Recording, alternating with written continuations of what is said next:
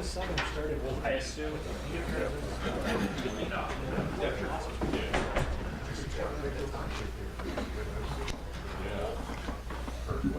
Just want to start off by saying congratulations to the women's basketball team and Coach McGuff for a great game last night and moving on to Seattle in the Sweet 16, and then also to Nadine and the women's hockey team for a great season and making it all the way to the national championship game again. Great. Thank you, Coach. We'll open up the floor for questions. Front row, Dave Biddle, 24/7 Sports. Ryan, I know it's just 3 days of practice, but can you get into the competition center and right tackle with Vic and Carson at center and then Tegra and Zen at right tackle? First day in pads today. I'll get on the film and take a look at it. I think, so far I've been impressed with the way Carson's come out and competed early on. Vic is learning the offense. I think he would tell you that, practicing every day at Ohio State is something that he's adjusting to, but has ability, has athleticism, got a great attitude. So I think we'll see the best football out of him as we get closer to the middle of spring practice. But so far I've been pretty pleased with what's going on at center. And right tackle? Yeah, right tackle. It's still too hard to tell, I think, there. Again, it's our first day in pads, so it's going to be hard to really give you a lot of evaluation.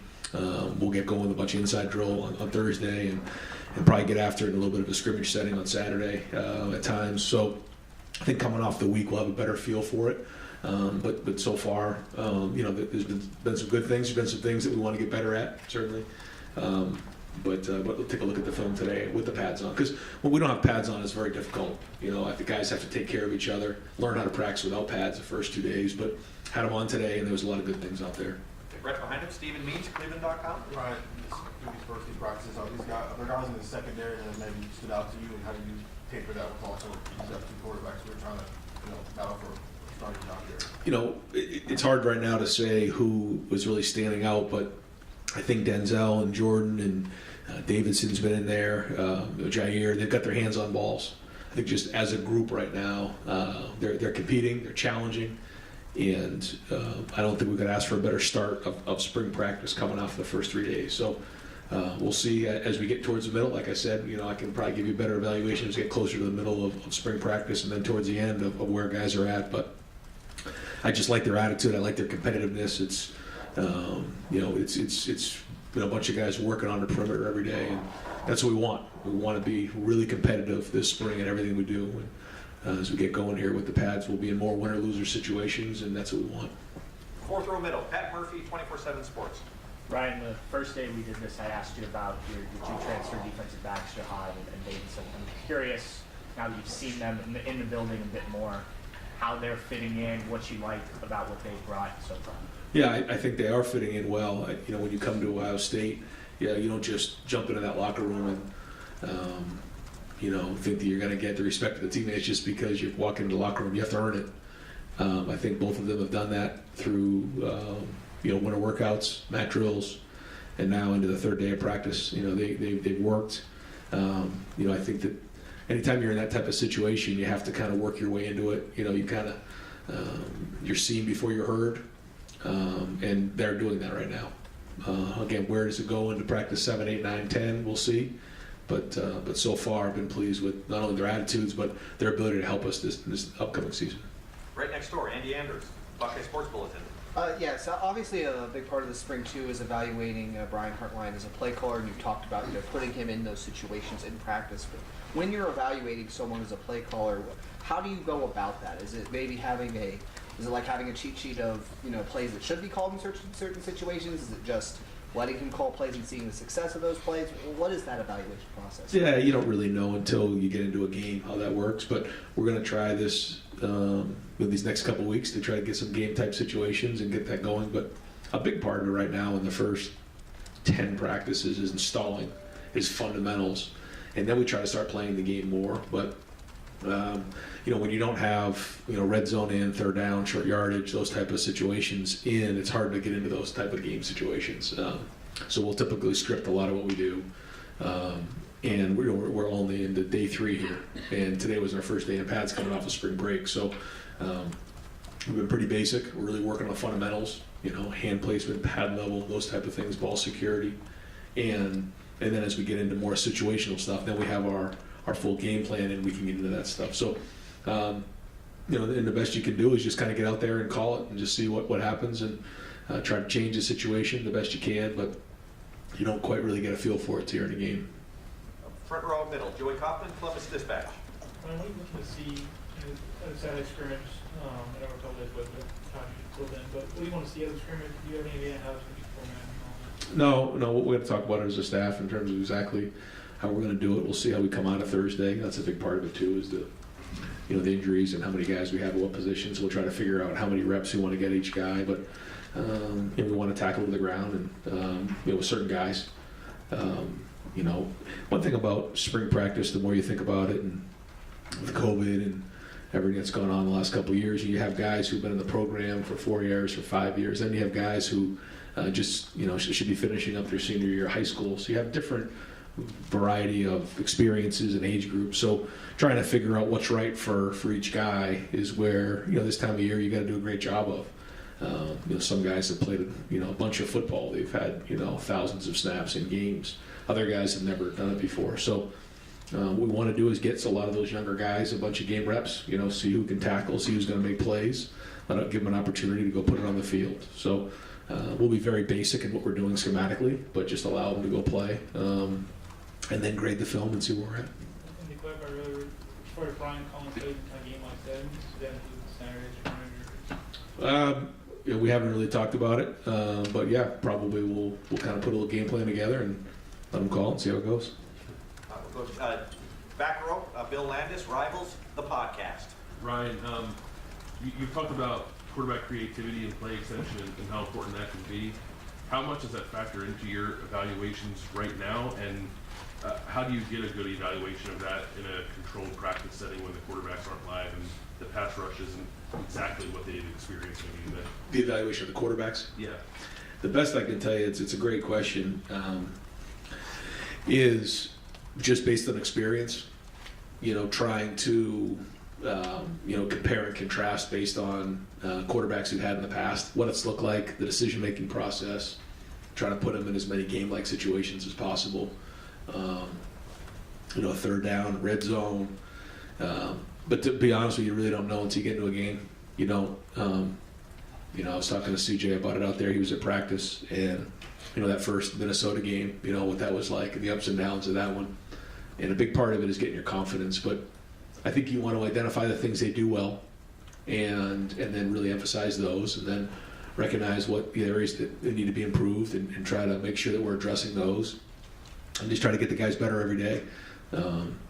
And over time, it seems to always kind of shake itself out. But we're into day 3, and there was some good things out there today. When you have to, I guess, have that projection kind of baked in that you don't know until a game is in front of you, does that sit in the back of your mind? Yeah. Am I really making the right choice without knowing what these guys are going to look like when it's live action? Yeah. You never know. You try to do the best you can, and when you have somebody that's played a whole year, you certainly sleep a little bit better at night. When you have somebody who hasn't, then you don't. But that's college football, and I think it's been exciting to develop young quarterbacks and new quarterbacks here the last couple of years. When you had Justin and even Dwayne, that was his first year playing, and then CJ 2 years ago. But the frustrating thing is you only get them for a couple of years, and then they move on to the NFL. But that's a good problem to have. Right next door, Spencer Holbrook, Letterman Road. Right, it seems like you guys know exactly what you have with Ty and Mike and Tyler in the middle there, but then beyond those guys, it doesn't seem like there's a lot of experience. What do you need to see from those guys behind him, Hero, even Jason, those guys, to know that you guys are set at defensive tackle heading into the season? Yeah, you need them to flash. You need them to make plays. You need them to get off of blocks. Consistency over a whole spring. I think that's one of the things about playing in the D-line that's probably talked about, not enough, is the sustaining a certain level of play for an extended period of time. Play 7, 8, 9 of a drive. Playing into the fourth quarter. And you want to see the ability of guys to make plays and flash, and that's great. But can you consistently put days back to back, and you consistently put plays back to back over time? And that's what we need. We need to see that consistency. Over here to the right, Justin Holbrook, WCMH. Jim said in the talk to him a couple weeks ago that he shifted his focus from teaching to competition this spring. Have you seen that manifest itself? And if you haven't yet, what are you looking for in those terms? What do you want to see from competition that he's going to provide your offense? Yeah, we're trying to find as many ways that we can to create winner or loser situations. We're starting practice right after stretch with winner or loser situations. As the pads are on, we're going to find as many ways as possible to do that. Because I think, we all work hard, and working hard gives us a chance, but the difference between that and competing is there's a winner and a loser every time you compete. So, year one, on defense, installing it, trying to install the defense and get it taught, make sure you know what you're doing. And now it's more of an emphasis on how to do it, except for the younger guys. But for the older guys now, we have a bunch of experience coming back there, which is great. But how many times can we put them in competitive situations to go play? And that's what we're trying to do, whether it's at a position or as an offensive defense. Brett Trotter, Clay Hall, WSYX. I'm curious about Pro Day and what you feel your role is on that day. Is it schmoozing scouts? Is it answering their questions? Is it trying to calm your guys down? And additionally, and how much does that day mean to the overall evaluation? Because there comes a time, and the ones I've been to, when the quarterbacks start throwing, it's kind of a hush, and you can just feel the tension. And it's like, this is an important whatever. Yeah, I think for us, the last couple of years, we've been able to have some of our younger guys participate to help out. So last year, for instance, CJ, threw to Chris and to Garrett. And so he actually got an opportunity to experience what that was like. We played some music to kind of do what you're talking about and kind of, kind of quiet, awkward tension in the room to try to get rid of that, because the whole thing of it is just to play loose and have fun, and that's what we try to talk to our guys about. So in terms of our role, I think we just want to provide them whatever they need. It's their day to try to highlight what they do best, and with all the different people we come in, we meet with them. We'll have a meeting with everybody who's in attendance, and then a lot of one-off conversations and meetings. Yeah, we do that, and I talk to them, Mick talks to them, and we just answer any questions that they may have about our players. Most of them do such a great job. They know so much about our guys already. They have the combine interviews, but we're just here to advocate and provide information and make sure they have a great day so that they're putting their best foot forward. One other Tim May quickie. If CJ killed it at the combine, does he really need to throw here? It's a piece of the puzzle. I think every time you do something, it's a little piece. But, I think you watch what he did this season. You watch the way he played the Georgia game. You get a chance to see, at the combine, the way he throws the ball. But, I think most teams know what he can do. But it's another piece of the puzzle. And it's a great opportunity for teams to get out here and see him live and in color and see him throw it. It's good. I know as a quarterback, I always wanted to see what it looked like coming off the hand, and everybody got a chance to do that at the combine, and they'll get a chance to do that on Wednesday, because that's tomorrow. Front row right, Austin Ward, Rivals, the podcast. Ryan, we've seen how successful your offense has been with the two tight end personnel grouping out there. We know that you've got Kate coming back. I would assume that it's Joe or G sort of leading the battle there elsewhere. How do you see that shaking up throughout spring? What do they need to do? I know the pads just came up today. Yeah, well, they both have to be able to play in 11 personnel, which means they have to be able to go run routes and get open against safeties and nickels.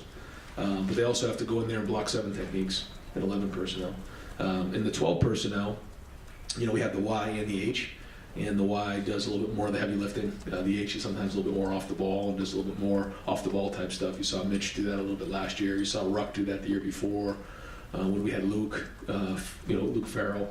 So Cade's shown that he can do both, and we're looking for the rest of those tight ends to do is be able to show that. I think Keenan's off to a great start with that group, and hopefully we can keep growing on that and replace Mitch. Is the fullback position going to be dead? You can't find somebody to do what Mitch did? It's going to be interesting. We have a couple ideas on that. We've tossed around the idea of some different ideas, and we'll kind of see where it goes. But we have some good thoughts. Fourth row right, Cameron T. Robinson, The Athletic. Brian, you mentioned you want to see, you really learn a lot from these quarterbacks when you get them in a game. what do you look at in a scrimmage? I mean, it's the best chance you have right Yeah. now for the games in situation together. You know, I've been talking to our guys about making the routine plays routinely. With our players and the skill that we have, we don't need extraordinary stuff. We need people to take care of the football. We need them to, you know, if the first read's there, take it. If not, work on to 2-3, and then have a plan from there. Make good decisions on the run game, take care of the football, and lead the offense. You know, if you're going to turn the ball over, it's not going to go well here. You know, and so we've got to take care of the ball. But you also know we're going to be aggressive. And that's not just easy. It's a lot easier to say, well, take care of the football, but we also want to go score a bunch of touchdowns. So there's that balance that you have to find. And, you know, some guys can find that easier than others. We've been fortunate enough to find the guys that get a feel for that. It's probably a big part of the it factor that people talk about, you know, seeing the field and understanding situations. But the more game-like situations we can create, the more we get a feel for that, you know. And certainly taking care of the football and making routine plays routinely is important. Obviously, a game is different than a scrimmage, and you have all the pressure of everything going on. But when it comes to the quarterbacks, you still evaluate them the same way in a scrimmage as you would in the game, or is that different? No, I mean, I think it's the way that the game is played. You have practice and preparation that leads up to a game, and then you have to go put it on the field. I think that it's kind of like that in the spring and the preseason, where you have your practices during the week, and you're making evaluations every day. But you know, one drill could be, you know, team run and play action pass, and you're specifically working on that, and you're getting better at that. But that's very focused on that specific situation. When you're playing in a game, it goes from first down to second down to third down.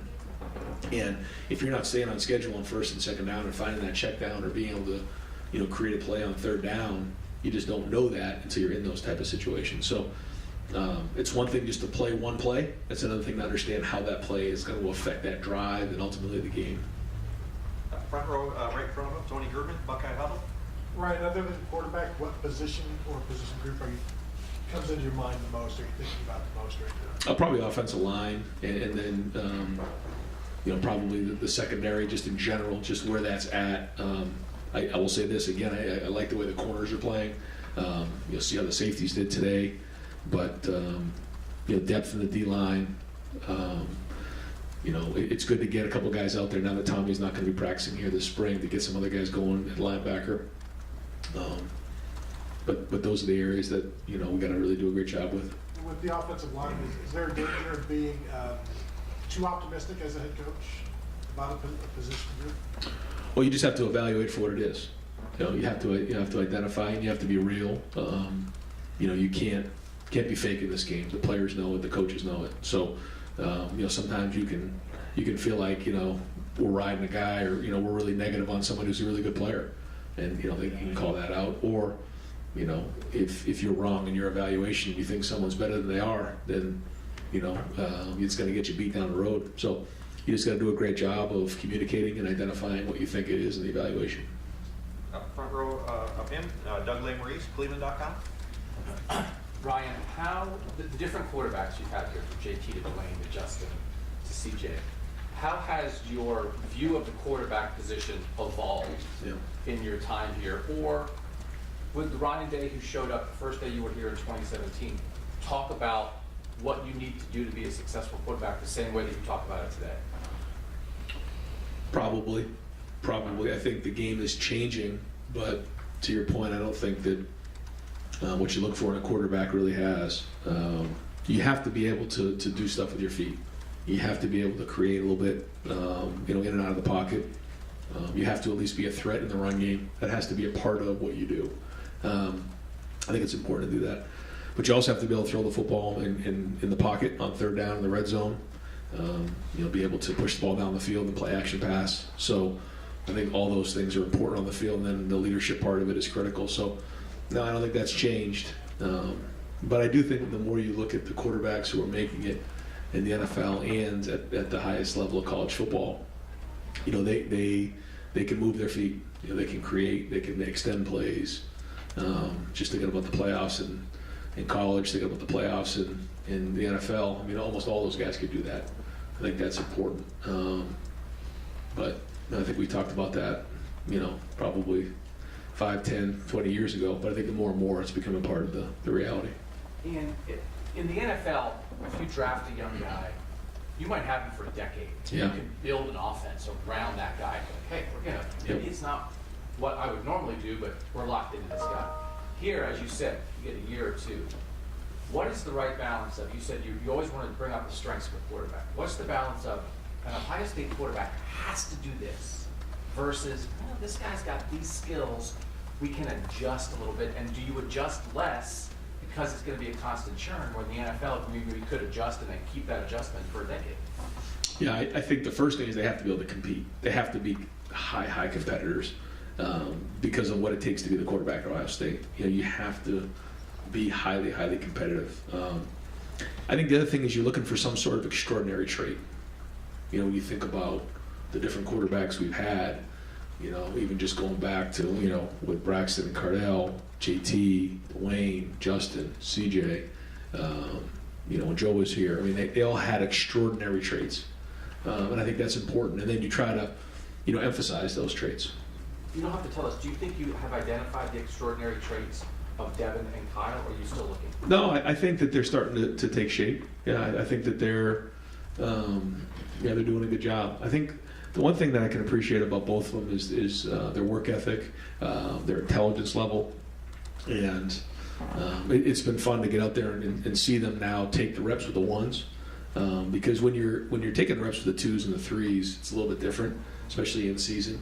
But now they're getting thrust up there and pushed up there, and we'll see as we continue to go. We haven't even put third down in yet. We haven't put any of that stuff in, so we'll see. But so far, I kind of like their mentality, and I think that the team, believes in them, and I think that's important as well. Front row right, Tim May, Letterman Row.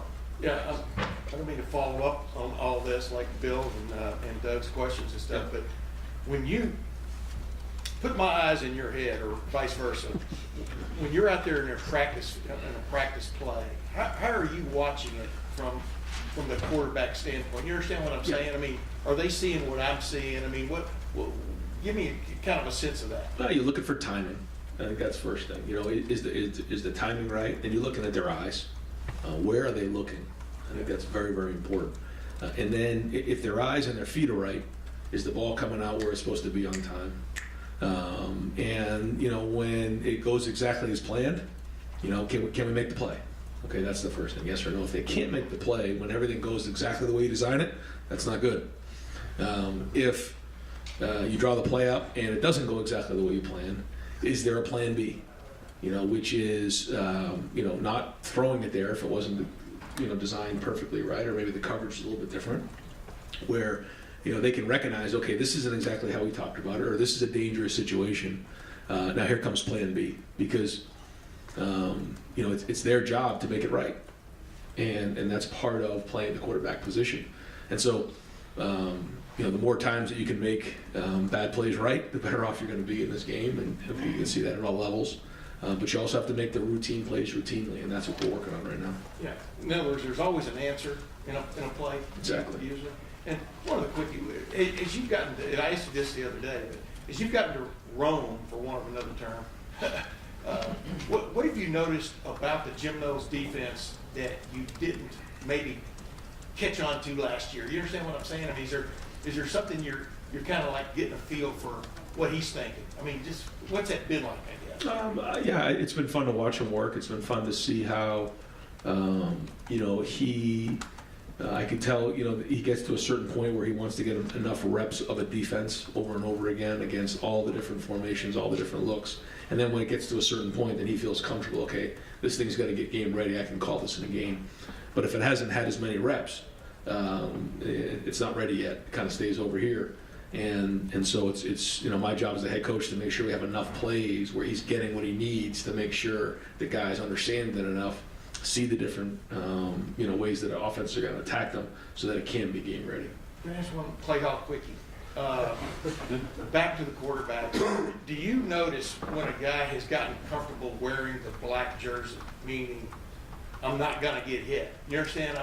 How much do you factor that into as you're evaluating their boldness?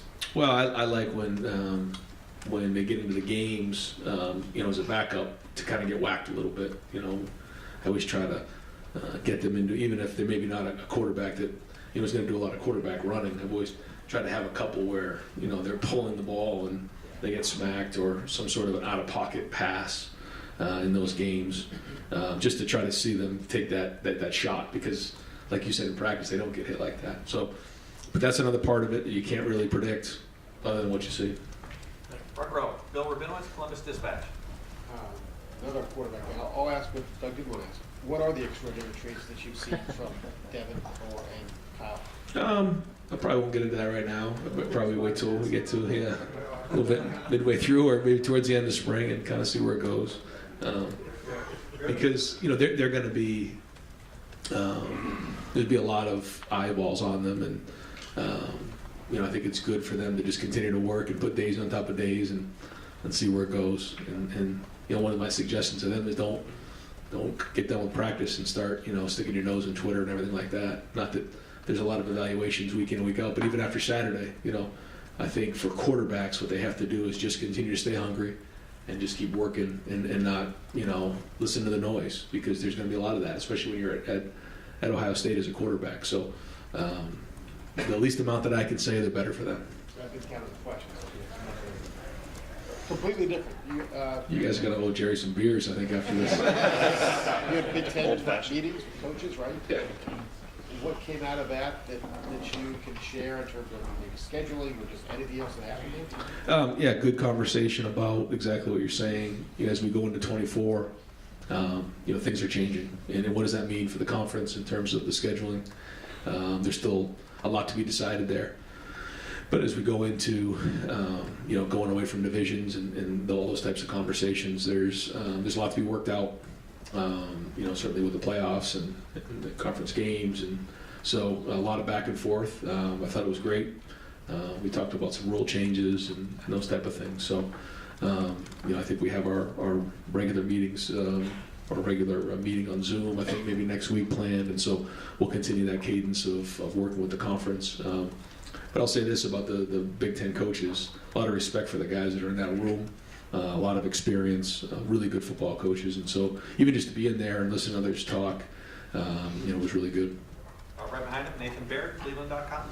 Ryan, they released the new assistant coaching contracts last week. We saw the raise that Tim Walton got, but we're also told that there was a change in his title to defensive passing quarter. Just curious, is there a structural change that goes along with that, and is that taking anything off of Jim's plate? How does that work? Just wanted to try to find as many ways to have the secondary meet together, to tie in the safeties and the corners, which Tim and Perry were great with, and so was Jim. And so anytime you do that, you just have to make sure you delineate how things are going to go in terms of chain of command. But Tim's experience speaks for itself, and not much is going to change, but they are going to do some more meeting together as a group, and I felt like it was appropriate to kind of put that that job description for Tim, and so he'll kind of run with it, and then hopefully we can get everybody on the same page before sometimes we leave meetings and then it goes to individual meetings, because there's pluses and minuses to both, and I think Jim does a great job with the unit meeting. And both coaches do a great job individually, but I think there's times where they all need to be together in a room just to communicate and hear things from one voice. And last year, that assistant salary pool, we believe, was the biggest in the country, and it looks like it might be again this year. Is that something that's important to you? Does that have, not to mix my terms, but a currency when you're out in recruiting or talking to other coaches? Well, we always feel like we should have the best at Ohio State, and we can attract the best, and with the board and with Gene's support, we've been able to do that, and they deserve to be compensated that way, and try to go to bat for the guys. They work really hard, and so we'll continue to do that. But just like anywhere else, we expect to be the best in the country and everything, and so we're fortunate enough to be able to get the best. We have time for two more. Third row, Dan Hope, 11 Warriors. Ryan, you mentioned CJ participating in Pro Day last year. Are any of the current players this year going to be participating in Pro Day? Yes, yeah, there's going to be a few. I know at receiver, I'm pretty sure that Marvin, Xavier, Jane Ballard is going to work out. I don't know exactly all of them, but I'm pretty sure those three are going to help with CJ. What do you think those guys can get out of that experience? Yeah, kind of what we've done in the past, where I believe Garrett and Chris helped work out with, maybe even Jackson helped out with Justin a couple years ago, and then CJ helped out with the guys last year. And maybe even, I think Cade might be catching some passes for him. It'll work out at tight end. But I think it just allows them the opportunity to get a feel for what that's like. Like Clay was mentioning, sometimes it can be kind of awkward just kind of being out there and running routes and catching, but just relaxing, getting a feel for it. So when they do it next year, it won't be the first time. And final questions, second row left, Steve Hellwagen, 24/7 Sports. Hey, Coach, maybe this is better for Coach Knowles, but his defense, 3 safeties and 2 corners predominantly. Is there a school of thought that when it is a 3rd and long, it's a passing situation, could you be better served to put a corner in and take one of the safeties out? Because some of the big hits in those situations have come against safeties kind of put in tough cover situations.